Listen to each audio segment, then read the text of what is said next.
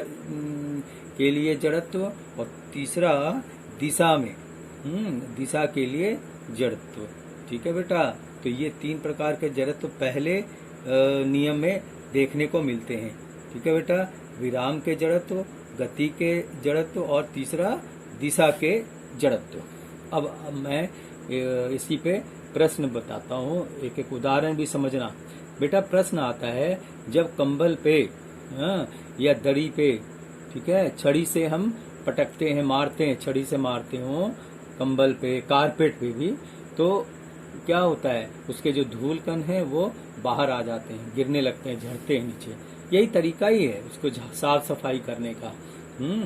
तो बेटा यह किस चीज पे आता है, तो देखो इसका उत्तर हम तुम्हें बताना चाहते हैं। ये प्रश्न आता है क्यों ऐसा हम करते हैं। तो दरी पर जब छड़ी से पीटते हैं तो दरी की गति में, दरी में क्या हो जाती है बेटा, गति आ जाती है, किंतु उसके धूलकण में गति नहीं आती, बल्कि वह तो स्थिर ही रहना चाहती है, चिपके हुए रहना चाहती है, स्थिर अवस्था में रहना चाहती है, जो जड़त्व के कारण है।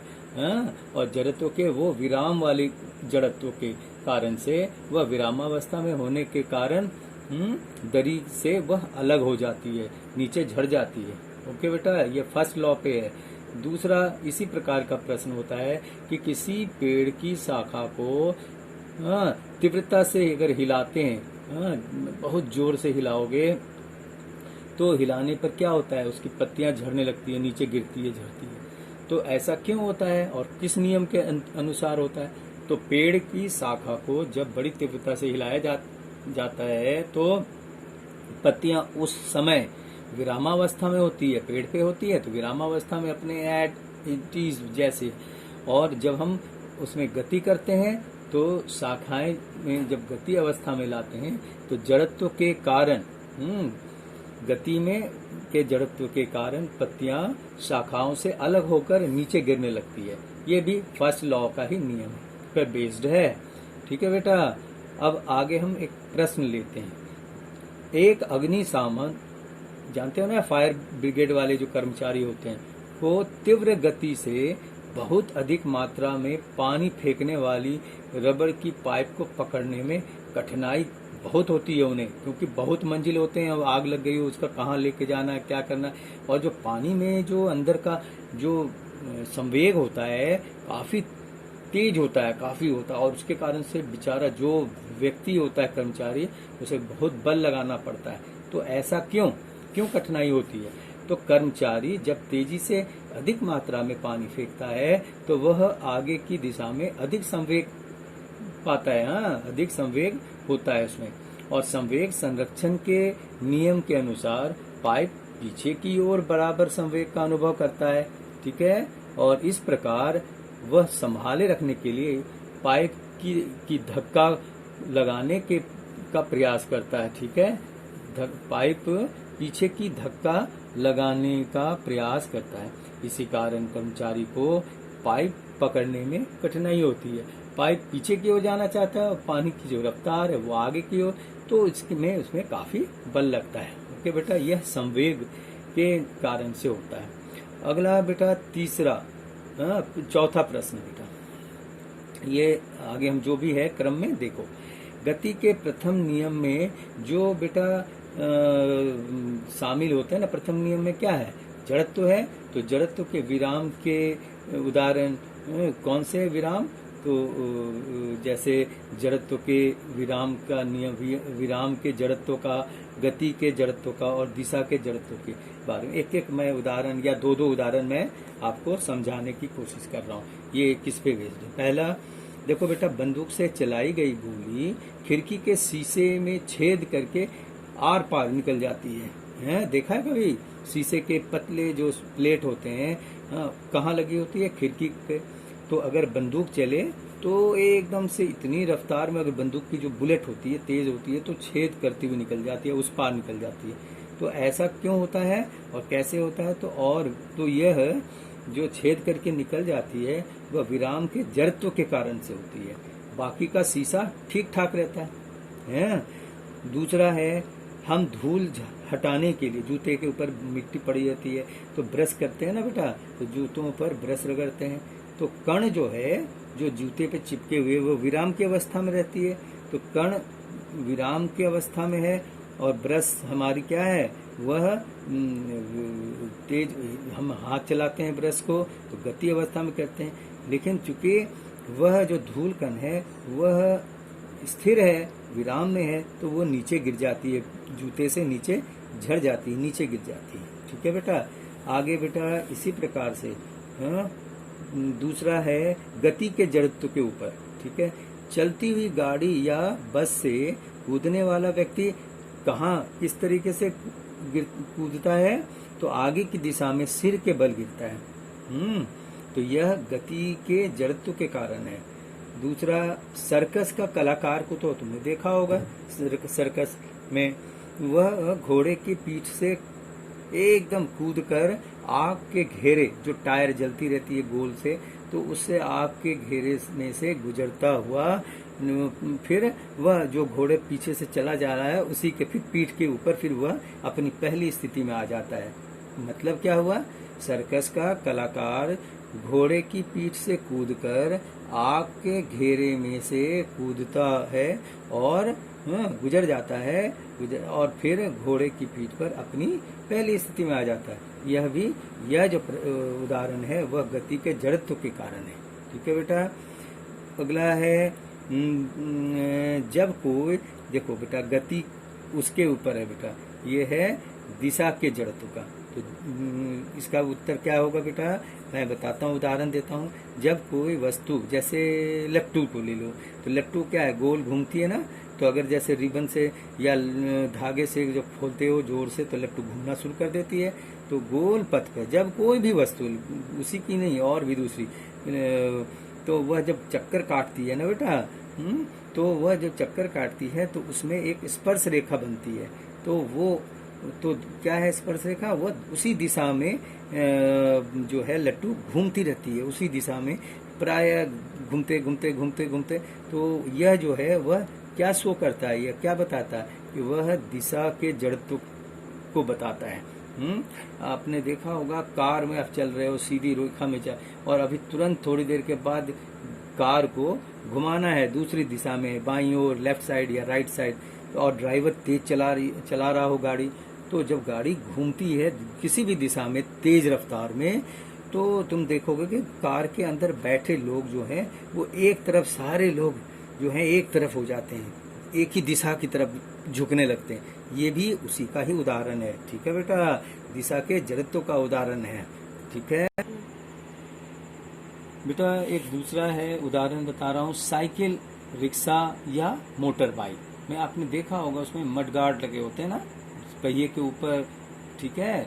और यह मड गार्ड, मड मतलब मिट्टी, और उसको वो आंख में न पड़े, पीछे से लोग जा रहे हों या उसके ऊपर छिड़क कर ना लगे, तो इसी के लिए लगाया जाता है। तो साइकिल, रिक्शा या मोटर बाइक में पहिए पर लगे मड गार्ड दिशा के जड़त्व के कारण पहिए से निकलने वाली कीचड़ से रोकता है। यह मड गार्ड का काम क्या है, वो जो पहिए से निकलने वाले कीचड़ होते हैं उससे बचाव करते हैं लोग को, जो पीछे से चला आ रहा है। ठीक है। हमारे साथ साथ बराबर में चल रहे हो व्यक्ति, तो पहिए से निकलने वाली जो मिट्टी होती है ना, कीचड़ मिट्टी या कंकड़, ये उनके आंख में ना पड़े या बगल के पड़ोस के कपड़े पे ना जब ये हो पड़े नहीं, तो इसके लिए यह होता है। तो यह किस चीज के उदाहरण है, दिशा के जड़त्व का उदाहरण है। ठीक है बेटा। अब हम करेंगे न्यूमेरिकल्स। न्यूमेरिकल मतलब संख्यात्मक प्रश्न।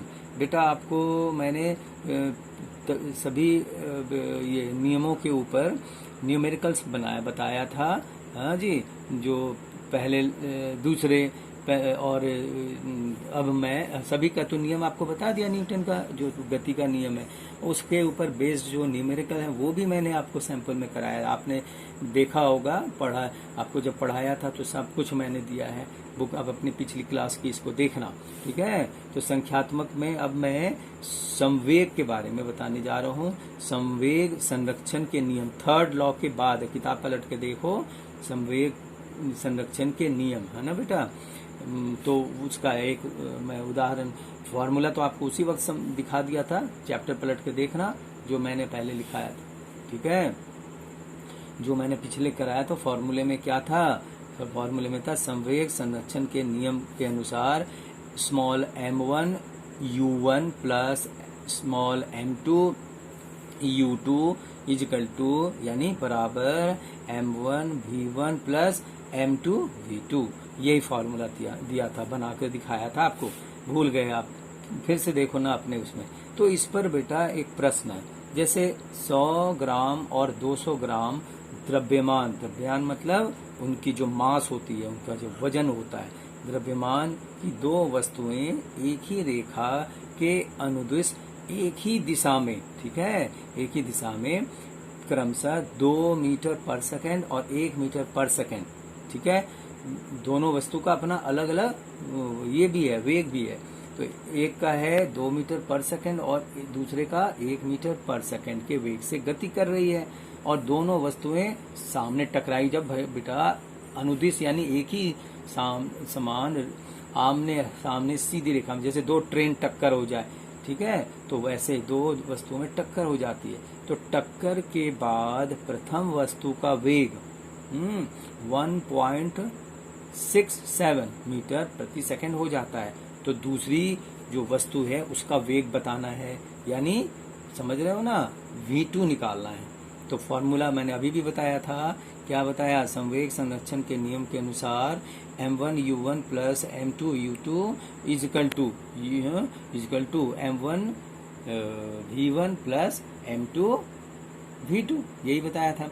तो प्रश्न में जैसा है, तो m1 क्या हो गया, द्रव्यमान 100 ग्राम, बुक में मैंने यहाँ क्वेश्चन में दिखाया आपको, 100 ग्राम को मैंने किलोग्राम में बदल दिया, तो कितना हो जाएगा, 100 ग्राम का किलोग्राम, तो 0.1 kg हो जाएगा। हाँ बेटा, किलोग्राम में 0.1 होगा। m2 क्या है, दूसरे वस्तु का द्रव्यमान, तो m2 यहाँ लिखा, ठीक है, m2 इजिकल टू 200 ग्राम, तो 200 ग्राम को मैंने किलोग्राम में बदला, तो ये 0.2 हो जाएगा, ठीक है। और वेग, ठीक, अब जो प्रश्न में ही दिया हुआ है, सब कुछ मैंने यहीं से दिया, प्रश्न में दिया है वेग u1 इजिकल टू 2 मीटर प्रति सेकेंड, ठीक है, यहाँ दिया है, और u2 इजिकल टू देखो 1 मीटर पर सेकेंड दिया ना, देखो यहाँ 1 मीटर पर सेकेंड। तो दूसरे की वेग क्या होगी, दूसरे की वेग u2 इजिकल टू 1 मीटर, दूसरे की वेग कितनी है, u2 इजिकल टू 1 मीटर प्रति सेकेंड। तो क्या निकालने को कहा है, v1 इजिकल टू, तो v1 इजिकल टू क्या होगा, फॉर्मूला आपको पहले ही बता दिया है, तो आपके प्रश्न में ही सब कुछ लिखा हुआ है, हाँ, u1 u2 v1 1.67 मीटर पर सेकेंड, तो निकालना क्या है, v2। तो बेटा फॉर्मूला लगाओ, वही जो फॉर्मूला बताया है वो मैंने फॉर्मूला लिख दिया, m1 u1 प्लस ये लिखा ना, इसी इसके नीचे ठीक मैंने वैल्यू लिख दी है, 0.1 इंटू 2, ठीक है, प्लस 0.2 इंटू u1 कितना है यहाँ पे देखो, u1 यहाँ 1 है, तो उससे मल्टीप्लाई किया, equal to 0.1 into 1.67 into 0.2 into v2, क्योंकि v2 को हमें निकालना है। अब यहाँ देखो, फिर अब क्या करो, एक तरफ जैसे v2 के लिए मैंने यहाँ करके दिखाया 0.4 इक्वल टू, इन सबको ये करेंगे तो ये v2 लिखा है, फिर v2 को हम एक तरफ कर देंगे तो ये संख्या सारा ये करके 0.2 से हम डिवाइड करेंगे, तो पहले घटाया फिर 0.2 से ये करेंगे, तो फॉर आंसर तुम्हारा 1.165 मीटर पर सेकेंड है। बेटा एक क्वेश्चन और दिखा रहा हूँ आपको, दूसरे लॉ पे आधारित है, 5 किलोग्राम द्रव्यमान की वस्तु की पर 2 सेकंड पर तक एक समान बल कार्य करता है, इससे वस्तु का वेग बढ़कर 3 मीटर प्रति सेकंड से 7 मीटर पर सेकंड हो जाता है, ठीक है बेटा, 7 सेकंड हो जाता है, तो बल का परिमाण निकालो। बेटा यहाँ पर द्रव्यमान बराबर m कितना है, 5 किलोग्राम, देखो यहाँ शुरू में ही 5 किलोग्राम लिखा है m, प्रारंभिक वेग क्या है u, तो u बराबर 3 मीटर, 3 लिखा है यहाँ पे, 3 मीटर प्रारंभिक जो शुरू में, और फिर अंतिम वेग v जो बढ़कर कितना हो जाता है 7 सेकंड, है ना, बढ़कर 7 सेकंड, तो बेटा पहले 3 था उससे बढ़कर 7 सेकंड हो गया। हाँ बेटा, तो फॉर्मूले में क्या है, त्वरण बराबर, और t कितना है 2 सेकंड टाइम है, तो a equal to v minus u upon T, त्वरण वाला, तो उसमें 7 माइनस 3 बटे 2, ठीक है, तो कट कर ये 2 आया, ये आपका त्वरण निकला, तो हमें क्या निकालना है, बल। तो F equal to M into A, तो M मास यानी वजन, द्रव्यमान हो गया 5 गुने अभी अभी ए का कितना निकाला 2, तो 5 गुने 2 बराबर 10 न्यूटन, ये इसका उत्तर हुआ। तो ये आप जो है इसे ध्यान से करो, और सब कुछ यहाँ मेजरमेंट दिया हुआ है, द्रव्यमान कितना है, सेकंड कितने सेकंड तक ये चलता है वस्तु, तो और ये सारा कुछ दिया, वेग भी दिया हुआ है, तो बड़ा आसान है, वेग जो है भी यहाँ पे ऑलरेडी गिवन है। तो इस प्रकार से आप करेंगे पेपर में, इसी से इस चैप्टर से बहुत क्वेश्चन आते हैं और इम्पॉर्टेंट होते हैं बेटा, तो प्रैक्टिस करोगे तभी होगा, इस फॉर्मूले पे आंसर क्वेश्चन आएगा। खूब पढ़िए अच्छा से, फिर अब नेक्स्ट डे। Okay, bye.